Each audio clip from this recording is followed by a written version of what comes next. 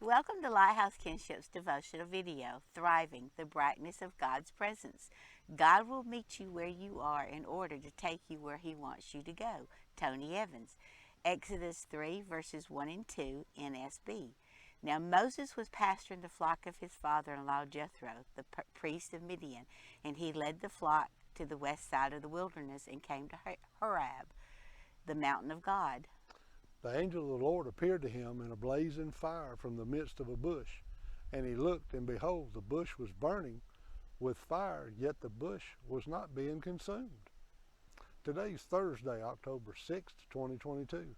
Monica and I are here at the Duck Creek Aqueduct, Metamora, Indiana. This aqueduct carries the Whitewater Canal over Duck Creek. It was built in 1846 and is the only surviving covered wood aqueduct in the United States. When God appeared before Moses in a flame of fire out of the midst of a bush, Moses was 80 years old. Moses' first 40 years was in Egypt, the son of a princess, in an environment of great material wealth and power of worldly kings. But now, for 40 years, Moses has been in Midian shepherding his father-in-law's flock. Now, is Moses ready to be God's servant and lead God's people out of bondage? For 80 years, has Moses been surviving or thriving? God's word is tailor-made for gray slush days. It sends a beam of light through the fog. It signals safety when we fear we'll never make it through. Charles R. Swindoll. Exodus 3, verses 3 to 5 and 7 and 8 NLT. This is amazing, Moses said to himself. Why isn't that bush burning up? I must go see it. When the Lord saw Moses coming to take a closer look, God called him from the middle of the bush. Moses, Moses. Here I am, Moses replied. Do not come any closer, the Lord warned. Take off your sandals, for you are standing on holy ground. Then the Lord told him, I have certainly seen the oppression of my people in Egypt. I have heard their cries of distress because of their harsh slave drivers. Yes, I am aware of their suffering. So I have come down to rescue them from the power of the Egyptians and lead them out of Egypt into their own fertile and spacious land. It is a land flowing with milk and honey. Was Moses ready to do more than survive? At the age of 80 and spending 40 years as a shepherd, Moses had ample time on reflecting back over his life in Egypt and his life now as a shepherd. When Moses came into God's presence at the burning bush, he was a man broken, humbled, and passionately seeking God's divine presence. What about you? Are you broken, humbled, and passionately seeking God's divine presence? Are you, like Moses, ready to thrive? God cannot give us a happiness and peace apart from Himself, because it is not there. There is no such thing. C.S. Lewis.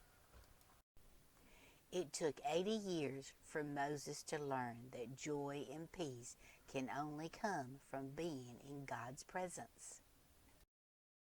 Exodus 33, verses 12 to 14 NLT.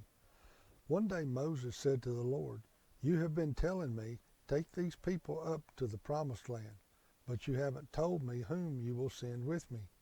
You have told me, I know you by name, and I look favorably on you. If it is true that you look favorably on me, let me know your ways so I may understand you more fully and continue to enjoy your favor. And remember that this nation is your very own people. The Lord replied, I will personally go with you, Moses, and I will give you rest. Everything will be fine for you. What about you? Are you thriving? Is there a joy and peace in your life because you are passionately seeking God's presence? This concludes our devotional video of Lighthouse KinShip, Thriving, the Brightness of God's Presence. Exodus 34, verses 29 and 30, TLB. Moses didn't realize as he came back down the mountain with the tablets that his face glowed from being in the presence of God.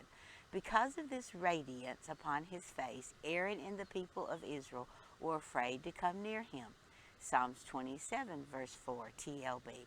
The one thing I want from God, the thing I seek most of all, is the privilege of meditating in his temple, living in his presence every day of my life, delighting in his incomparable perfections and glory.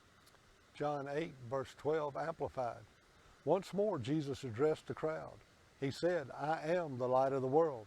He who follows me will not walk in the darkness, but will have the light of life. Monica and I thank you for traveling along with us here today at the Metamora Grist and Roller Mill, Metamora, Indiana. Come along and journey with us by subscribing to our channel. Hit that little notification bell so that you won't miss our next stop. And please give us a thumbs up, liking our videos, and help us to spread the gospel by sharing these videos on your social media platforms. Thank you for leaving your comments below on how these devotions are helping you, and also your prayer requests so that we know how to pray for you.